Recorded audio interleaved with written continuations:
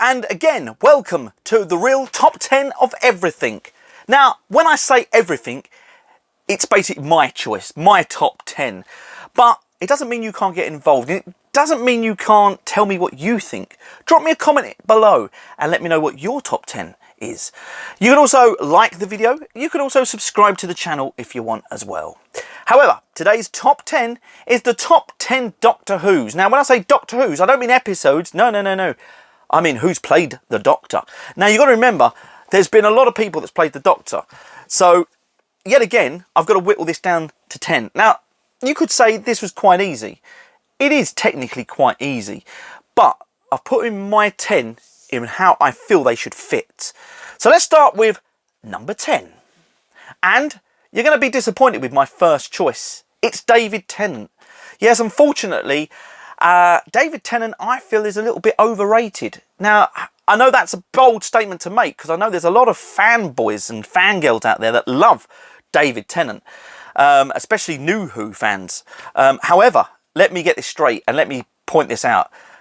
I just felt that the way people go on about him is a bit OTT. Yeah, he was a good Doctor. He is good, but stop going on about him. At number 9, it's Colin Baker. Now, that might be a surprise for you as well, but a lot of people don't really like him. So, my thing on this is, I like some of his stories. I don't like them all. I think Vengeance on Varos is a very questionable story, but I do like a few of his classic hits, such as The Mark of the Rani, or maybe The Trial of the Time Lord. Together, he's not a bad Doctor. I think he's a little bit underrated, if I'm actually honest.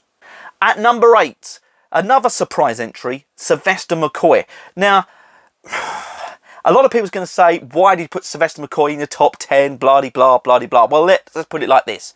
If it's Sylvester McCoy or Jodie Whittaker, there's no contest. It's Sylvester McCoy, okay? So that's why Sylvester's in this. But also, because he did do some great series, and his last season is undoubtedly one of the best seasons that Classic Who has ever had. At number 7, Capaldi, Peter Capaldi. Now, a lot of people I know that I've spoken to over the years just think he's alright. But do you know what? I think he was very badly written for. But his character wasn't allowed to evolve or develop that well. Had he given the chance, he would have made a perfect Doctor. And do you know what? I can see hints of Hartnell in him, and I can see hints of Pertwee in him. And that's why I like him. Number 6, Christopher Eccleston. He only done one season of Doctor Who, but do you know what? He was the face that brought it back. And without him, we might have not had any Doctor Who. Well, we probably would have done because they would have probably got another actor. But he played it really well. Yeah, I know he's got his gripes with Doctor Who, but who cares? He really bounced onto that screen and he was a good Doctor. Number 5, we get into our top 5 and I started with Peter Davidson. Now, you can't really knock a bit of Davidson. Well, I know some people would. I recently have rewatched his stories and I've got to say, some of them come to me as a bit of a surprise. Now, some of them are a bit sleep-worthy, but some of them are really good and you can't really knock him for that. He is a good Doctor and really quite a calm, placid, sensible Doctor. Number 4, Matt Smith. Well, I've got to say, he's my favourite New Who Doctor. Matt Smith is just excellent. I mean, there's nothing I can say about him that's possibly bad. I can't even really fault him. He had everything a Doctor should have. His stories were great. And do you know what? He was a perfect replacement for Tennant. Number 3, Patrick Troughton, the second Doctor. Now, I know a lot of his episodes don't really exist. There's a lot of them that are on audio, but who really wants to listen to the audio adventures when really you really want to watch it visually? I mean, that's what Doctor is about, right?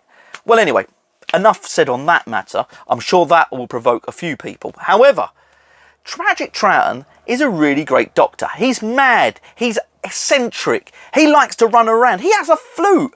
My God, he is an epic doctor. And who can really say that the War Games wasn't the best 10-part Doctor Who serial ever?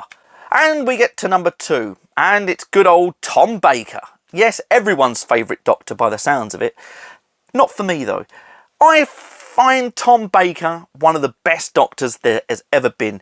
He has everything a doctor should have. And, you know, he brings a very, very good shine to the screen when you watch him. You can't stop watching Tom Baker. You watch him, you get him, and you go, wow.